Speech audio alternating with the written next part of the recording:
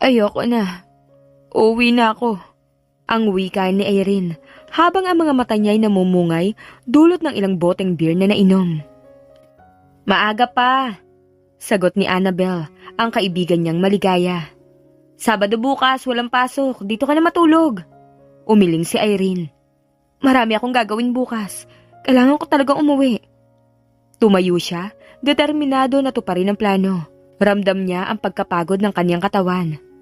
Habang papalapit sa bar, umungol si Cristel. Ayaw mong papigil, minsan na lang tayo magkita. Binuksan nito ang isang bote ng alak. Bago pa makarating si Irene sa pintuan, iniabot na ni Cristel ang isang baso ng alak sa kanya. Last shot na to oh, pakiusap ni Cristel. Naiiling na tinanggap ni Irene ang baso. Hindi na siya makakaranas ng guilt trip mula sa mga kaibigan. Hindi tulad ng dati na palagi siyang pinipilit na magstay. Babay na sa inyong dalawa, sabi ni Irene na halatang lasing na. Hinalikan siya ni Cristel sa pisngi, habang si Annabel nagbigay lamang ng isang matamis na tango. Ingat! Sabay nilang sabi, sabay kaway sa kanya. Lumingon si Irene bago tuluyang umalis. Pinaghahanap pa niya sa bag ang susi ng kanyang lumang Toyota Starlet, habang pasuray-suray siyang papunta sa parking lot. Pagdating sa kotse, 2 beses niyang sinubukang ipasok ang susi bago ito pumasok sa keyhole. Habang bumabagsak siya sa driver's seat, ilang minuto siyang nakasandal bago pinatakbo ang makina ng sasakyan. Nahihilo si Irene at pinagsabihan ng sarili sa mga desisyong ginawa. Alam niyang siya ang may kasalanan sa pakiramdam niyang yun. Buwan-buwan ay nagkikita-kita sila ng mga kaibigan, mga barkada mula pa noong high school. Kahit na pare-pareho na silang nagtatrabaho, naglalaan pa rin sila ng oras para magsama-sama, kahit sandali lang. Madalas ang pagtitipon nila sa townhouse ni Cristel, na nasa gitna ng Makati dahil may corporate job ito. Si Annabel naman, isang negosyante sa Cavite, at si Irene ay nanggaling pa sa Malolos. Sa mga huling 2 buwan, hindi nakapunta si Irene. Abala siya sa pasukan, mga meeting at mga responsibilidad bilang guro sa isang Montessori school. Dahil dito napilitan siyang uminom ng higit pa sa karaniwan. Nagsusunod-sunod ang beer at alak. Kahit pa iniiwasan niyang uminom ng alak dahil mas mabilis itong nakakaapekto sa kanya kaysa beer. Nang makaramdam ng konting pagkontrol, sinuri ni Irene ang sarili. Nang matiyak niyang kaya niyang magmaneho, pinaandar na niya ang kotse at ilang sandali lang nasa highway na siya. Daddy, pagod na po ako! Reklamo ng 7 taong gulang na si Dolphy. May halong reklamo pero hindi makikita sa mukha ng bata. Masaya at masigla pa rin siya kahit gabi na. Masuyo namang hinaplos ni Kael ang buhok ng anak. Doon ka na sa backseat anak, malayo pang biyahe. Mas mabuti pang matulog ka muna. Ayoko dad, dito ako sa tabi mo. Sagot ni Dolphy, sabay bukas ng pinto ng front passenger seat. Napailing na lang si Kael habang isinusuong ng anak ang seatbelt. Paano Jean? Tanong niya sa kaibigan na nanonood lang sa kanila. Alis na kami, salamat. Ako dapat ang magpasalamat sa iyo, Kael.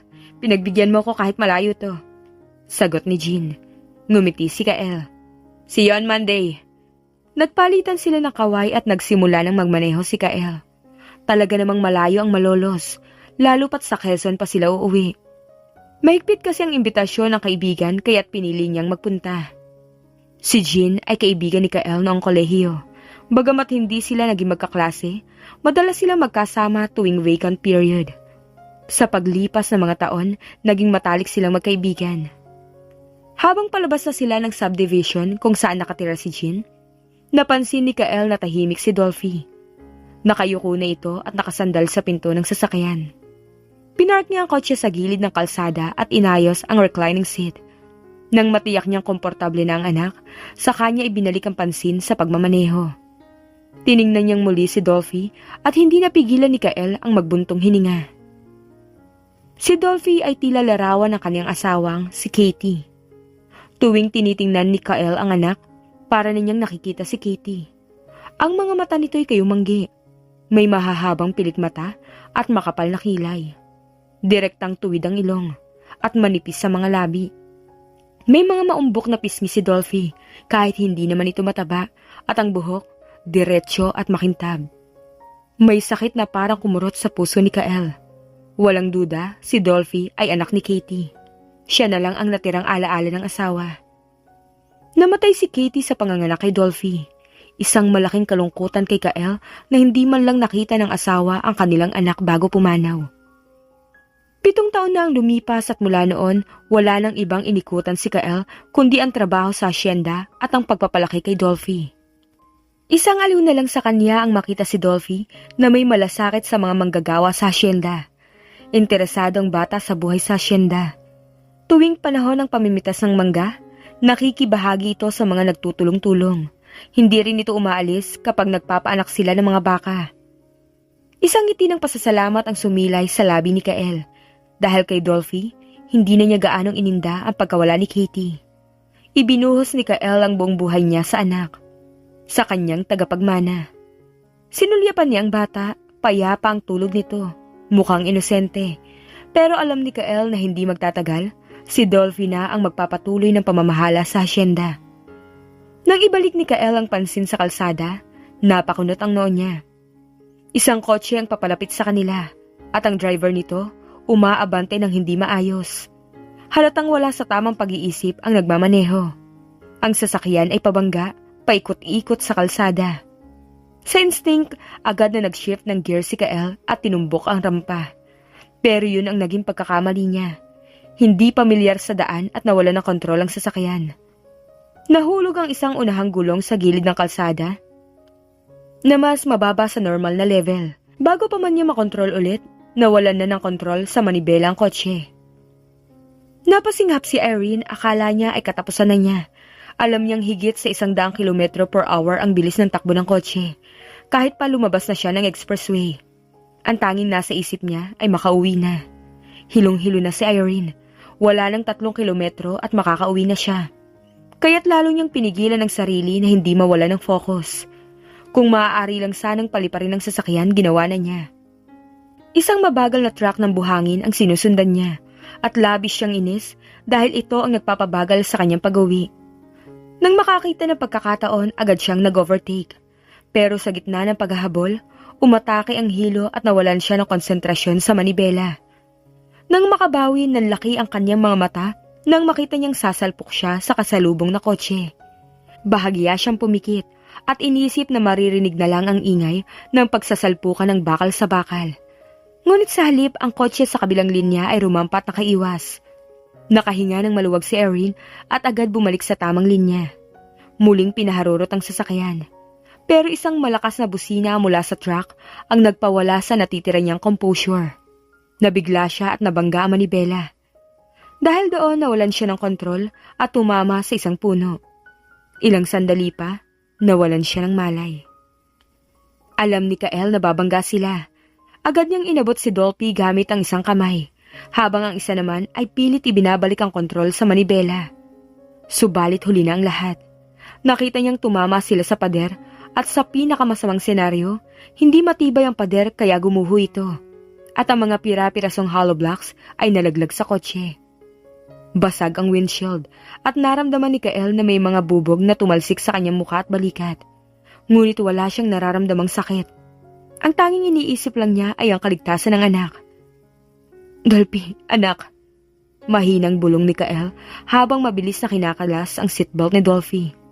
Tulog pa rin si Dolphy at tila hindi alam ang nangyaring aksidente. Nailabas niya si Dolphy mula sa kotse ngunit may tumamang kaba sa kanyang dibdib nang maramdaman ang kakaibang bigat ng anak. Nang muling titigan, nakita niya ang ulo nito ay lumulugay. Isang nakakakilabot na lamig ang kumalat sa kanyang katawan. Dolphy, bulong niya, ngunit naroroon ang takot na hindi niya matago. No, Dolphy, no! Sa wakas! Sigaw ng guro. Napatingin si Irene, pare-pareho silang nagdiriwang ng parehong dahilan. Tapos na ang school year. Nawala na ang bigat ng kanilang mga trabaho at muling nagkaroon ng oras para magpahinga. Pupunta kami sa Boracay ng asawa ko. Balita ni Mrs. Suarez at ang tono ay malinaw na may kasamang panginggit. Nagkatinginan si Irene at ang isa pang co-teacher. Pareho nilang naiisip ang parehong bagay. Malaki ang paniniwala ni Mrs. Suarez na siya ang pinakamayaman sa buong faculty. At kapag nagsalita, para bang tanging siya lamang ang may karapatang makaranas ng ganitong uri ng luho sa buhay. Galing na ako ron noong August.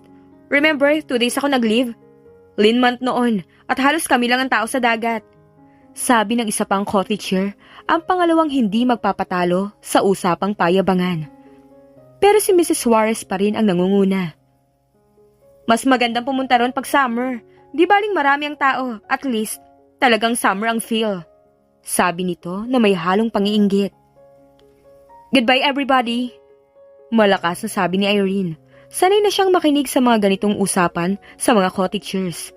Kung saan hanggang sa mag-uwian, hindi pa rin tapos ang kanilang pagpapaligsahan sa mga bakasyon at mga experiences. Sigurado siya, magkakaroon pa ng bulungan at kwentuhan sa mga susunod na araw.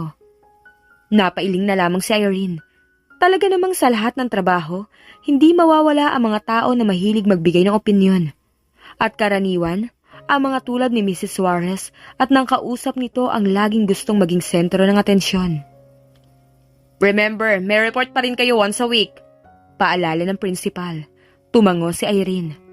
Alam na niya kahit summer may mga araw na kailangan nilang magtulungan sa eskwelahan, kaya hindi lahat ay puro bakasyon. Walang problema si Irene. Hindi siya katulad ni Mrs. Suarez na lagi may lakad. Ang pinakamalayong lugar na napuntahan na niya ay Makati kapag dumadalaw siya kay Cristel. Pag-uwi ni Irene sa kanyang apartment, siya na lang mag-isa. Ulila na siya sa mga magulang. Namatay ang tatay niya noong high school at ang nanay naman niya ay pumanaw bago siya magtapos ng kolehiyo. Nag-iisa siyang anak, kaya't wala siyang choice kundi mamuhay na mag-isa. Si Irene ay may mga kamag-anak ngunit naramdaman niyang malayo sila sa kanya. Kaya't mas pinili niyang maghanap ng pamilya sa mga kaibigang sina Annabel at Cristel. Sa kanyang apartment, pinalamutian siya ng mga regalong ibinigay ng mga kaibigan, tulad ng Chinese fan at painting. Wala siyang mga gamit mula sa kanyang mga magulang at ang mga kamag-anak na mapepera, hindi rin tumulong. Masaya siya sa kanyang pagiging independent at natutunan ng magpasalamat sa mga simpleng bagay tulad ng sopas na 3 araw nang iniinit. Sanay na siya sa pamumuhay mag-isa at sa mga pagkain na tumatagal ng ilang araw. Si Irene ay hindi mahilig magluto at masaya na siya sa paggamit ng microwave oven na namana. Isang araw, habang busog na siya, nagulat siya sa narinig na malakas na katok sa pinto ng kanyang apartment. Simple lang ang kanyang tirahan, kaya wala siyang doorbell at madali lang marinig ang mga tunog mula sa iba't ibang parte ng apartment. Lalo na ang katok na parang may intensyon na sirain ang pinto. Agad siyang tumayo sa takot na magkaproblema, lalo na't may pagkamasungit ang may-ari ng apartment. Ngunit palaging on time siya magbayad ng renta, kaya naman hindi siya inaalala ng may-ari. Yes? Yun lang ang nasabi ni Irene at malabo na niya madugtungan. Parang nakulong na ang lahat ng boses sa kanyang lalamunan. Paglunok niya, parang guminhawa ang pakiramdam, ay nalasahan na niya ang kinain. Nakalimutan niyang uminom. Nabigla siya nang makita ang isang lalaking matangkad at may malakas sa presensya, na parang younger version ni Pierce Brosnan. Simpleng buhay lang siya, eskwelahan at bahay, at bihirang ligawan dahil sa pagiging suplada at hindi interesadong makipagrelasyon. Sanay siyang mag-isa at hindi kayang isiping mag-asawa. Dahil sa tingin niya, mas umaasa ang mga lalaki sa kanilang asawa kaysa sa kabaligtaran. Karinyo yon, Irene. Bahagi ng pagsisilbi sa asawa. Naaalala niyang paliwanag ng isang kakilala. Ngiti lang ang isinagot niya. At the back of her mind, may inis lang siya sa lalaki kapag ganong kaliit na bagay ay iaasa pa sa kanya. Si Irene ay sanay sa tahimik at simpleng buhay. Walang interes sa lalaki dahil sa hindi magandang halimbawa ng relasyon ng kanyang pamilya. Matapos mamatay ang ina, pinili niyang mag-ipon sa bangko at iwasan ang negosyo ng ina. Wala sa isip niya makipagrelasyon, hanggang sa makatagpo siya ng isang lalaking kumatok sa kanyang pinto. Bigla siyang naintriga at napansin ang kaakit-akit nitong hitsura, kaya't naging awkward siya sa kanyang reaksyon. He cleared his throat. May I come in? Minsan pang napalunok si Irene. Even his voice was wonderful. Among numerous adjectives, wonderful ang unang pumasok sa kanyang isip. At naniniwala siyang akma naman yun sa lalaki. Pero hindi na masyadong wonderful ang expression nito. Parang sumungit. Idagdag pa na parang nairita. Then, she remembered him asking, "And who are you?" Ganting tanong ni Irene. "Ano kailangan mo?" Dugtong pa niya. Sa huling narinig parang naging grim pa ang anyo ng lalaki. "Let me in, ipapaliwanag ko." He moved a step forward. Sandali. Protective na iniharang ni Irene ang sarili sa pintuan. Hindi naman siya natatakot sa lalaki pero natural lang na protektahan niya ang sariling pamamahay. Hindi niya kilala ang lalaki, kahit ito pa ang pinakamagandang lalaki sa mundo. Kahit na mukhang clone ni Pierce Brosnan, hindi pa rin siya ganap na magtitiwala rito. "Sino ka muna?" Isang mapaklang ngiti ang gumuhit sa mga labi ng lalaki. May dinukot ito sa bulsa ng polo, passport, at nahagip ng kanyang tingin na puro tatak ang mga pahina nun. He looked like well-traveled. "Justin Lorenz Almonte." Pakilala ng lalaki at binuklat ang passport. Yun nga ang pangalang nakalagay sa passport.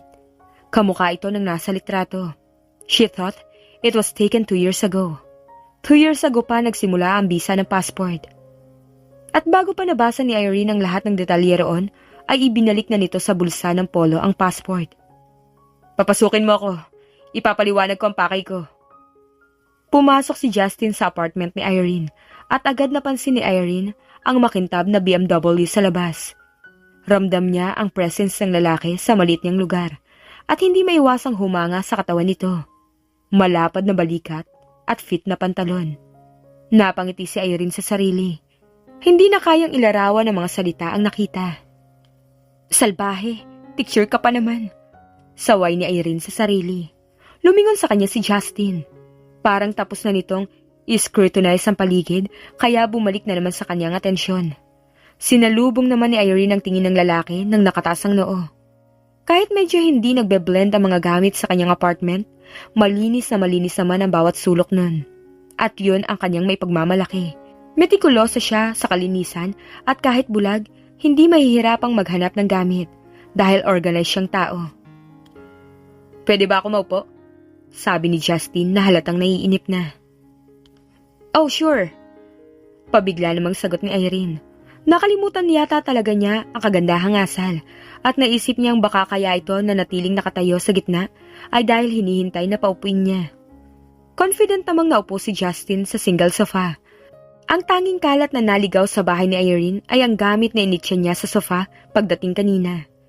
Pasimpleng dinampot niya yon at inilagay sa isang tabi, saka siya umupo. "You are Irene Natalie Ilagan," sabi ni Justin sa tonong nakasisiguro. Bahagyang napapikit si Irene. Nang huli niyang marinig ang kanyang buong pangalan ay noong umakyat siya sa entablado para abutin ang kanyang diploma. She was Irene to everybody. "Irene na lang. How did you know me? At anong kailangan mo?" Muling naging seryoso ang mukha ni Justin at tinawag si Irene sa pangalan. Sabay sabi ng, "Call me Kael." Napaisip si Irene. Kael? Pero agad niyang naalala ang pagkakahawig ni Kael kay Pierce Brosnan. "Okay, ang layo ah. Pierce, Kael." Sagot niya. Napangiti si Kael, marahil dahil alam niyang kamukha siya ng aktor. Pero mabilis ding nawala ang ngiti. "May I smoke?" Hinging permiso ni Kael. Napasimangot si Irene. Hindi niya kinamumuhian ang paninigarilyo, pero ayaw niyang maibang magyosi sa bahay niya. Habang nag-aayos si Kael ng sigarilyo, napansin ni Irene ang bihasang paghawak nito sa lighter at sigarilyo. Nang ialok ni Kael sa kanyang kaha, bigla siyang nakaramdam ng pagnanasa na manigarilyo, lalo na't pareho ng brand ni Annabelle. "Feel free," narinig niyang sabi nito. Feel free daw kaya yumuko naman siya at kumuha ng isang stick. Again, she saw him in his grim expression, but he was gentleman enough to lit the cigar for her. "Thanks," sabi niya pagkatapos ibuga ang usok. Tinuruan siya ni Annabelle ng tamang paninigarilyo, yung tipong hindi mababang babae na hindi mabili. Sabi nga ni Crystal, mukha pa siyang pinakasosyal sa kanilang tatlo kapag naninigarilyo na. She moved with so much class na parang hindi turn off sa karamihan na naninigarilyo ang isang babae. Ganun din kaya ang dating niya kay Kael? I came to tell you a story, Irene. Simula ng lalaki. His voice was cold. Nakadama rin siya ng palalamig. A story? She met his dark eyes.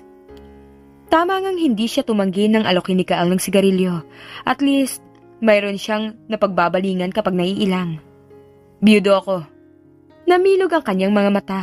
She was not aware kung ang dahilan ay ang kahulugan ng sinabi nito. Pero maliban doon, wala na siyang naging reaksyon. My wife died, giving birth to my son.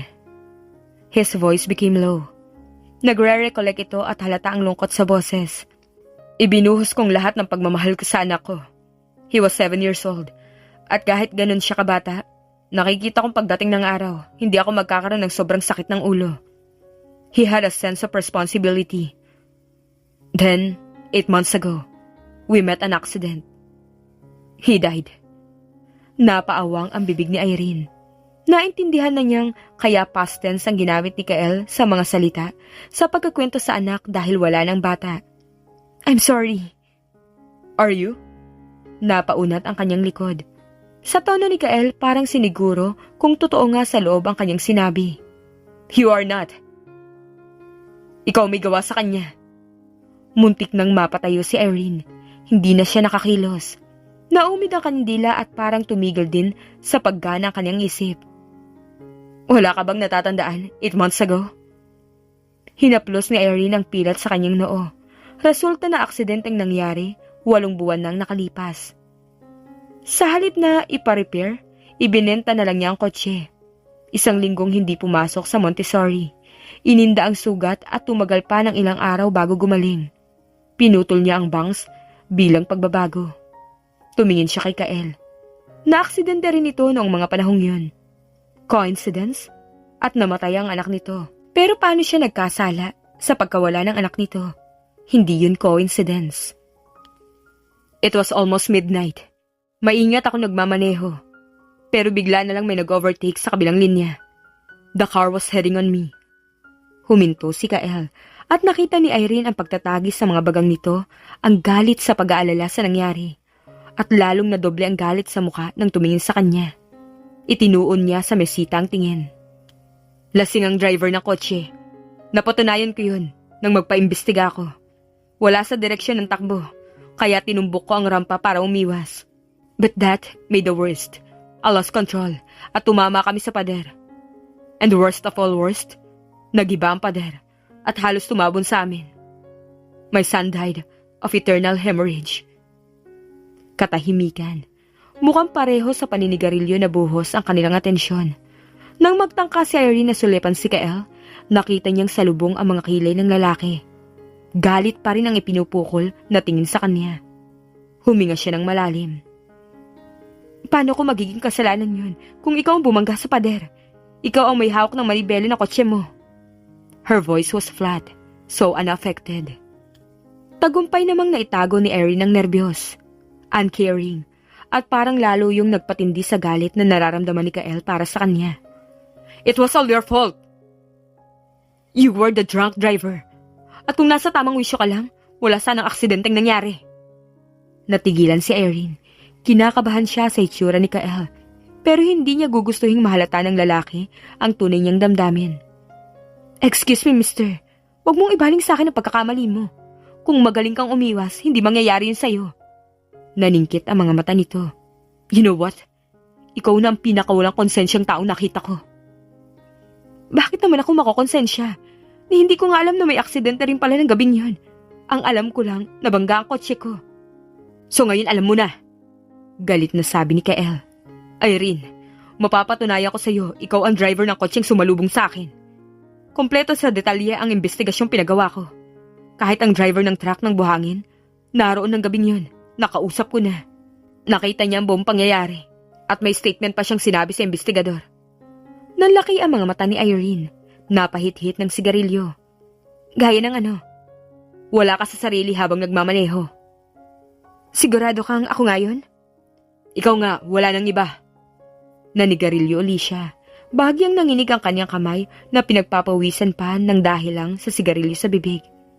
I'm sorry, hindi ko yung sinasadya. Galit pa rin ang ekspresyon ni Kael.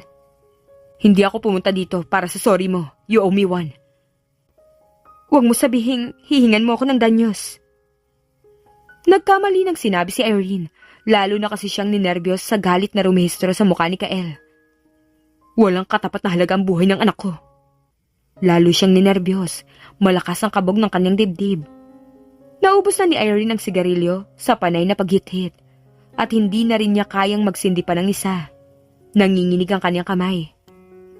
Kael, kung hindi danyos sa kailangan mo, huwag mong sabihin sa akin, ngayon mo pa ako idedemanda. Sasapat ang nakatabi niyang pera bilang pambayad sa isang magaling na abogado, pero paano kung makulong pa rin siya? At hindi lang yun, paano na ang kanyang reputasyon? She was a teacher at may expose sa madla na kaya siya nademanda ay nasa impluensya siya ng alak. Ang masakit pa bago pa man matapos ang paglilitis ay kinondena na si Irene ng lipunan. Hindi katanggap-tanggap sa lipunan ang isang lasenggang guro. Yun ang tiyak na ikasisira ng kanyang pangalan. Sino pang tatanggap ng serbisyo niya pagkatapos ng eskandalo? Katapusan na ng kanyang propesyon. Katapusan na ng lahat sa kanya. Naisip ko ngang idemanda ka. Narinig niyang sabi ni Kael. No. Biglang nawala ang kabog sa dibdib ni Irene. Pero pakiramdam naman niya, pabagal ng pabagal ang pagtibok ng kanyang puso. At baka bigla na lang yung tumigil. Pero may naisip akong ibang paraan. Hindi mo ako idedemanda? Tinapos mo ang buhay ng anak ko. Sabi nito sa tonong parang itatanim sa kanyang utak na siya lang ang may kasalanan sa pagkawala ng anak nito. At ganun na nga ang nagiging pakiramdam ni Irene. She was feeling guilty all over. At siguro gagawin niya ang kahit na anong sabihin ni Kael, makabawas man lang sa kanyang nararamdaman. You're going to bear me another son. You're kidding. I'm not. Pinuno ni Irene ang hangin ng dibdib. I can't bear you a child. Hindi ako parang baka na palahian. Hindi ka naman basta mabubuntis lang. Pakakasalan kita. Pakakasalan? Pakakasalan. You should be thankful dahil pakakasalan kita. Hindi ko gustong maging bastardo ang anak ko. Teka muna, sandali. Naguguluhan na wika ni Irene. Wala kang karapatang tumanggi, Irene. Dahil kung hindi, then I would consider the first one. Idedemanda kita. Pwedeng tinatakot lang siya nito para huwag siyang tumutol. At effective nga yun sa kanya. Hindi niya gustong mademanda. Bakit ako? Bakit sa akin mo pa gusto magkaanak? Hindi mo ba naisip na tuwing makikita mo ako, palagi mong maaalala na dahil sa akin kaya nawala ang anak mo? Sa palagay mo ba hindi ko naisip yan? You should know me better than that, Irene. At ano pa ang balak mo? Exaggerated ang takot sa kanyang tono. You told me you're going to marry me. At pagkatapos ano? Don't expect too much. Gagawin ko lang yun dahil gaya ng sinabi ko kanina. Hindi ko gustong maging bastardo ang anak ko. You will not be a mother to my child. What? At sa palagay mo ba papayag ako mangyari yun? Kung sakali mang pumayag nga ako sa gusto mo? Ang sabi ko lang, papalitan mo ang anak ko. Hindi ko sinabing ikaw mag-aalaga sa kanya. Every child needs a mother. I know.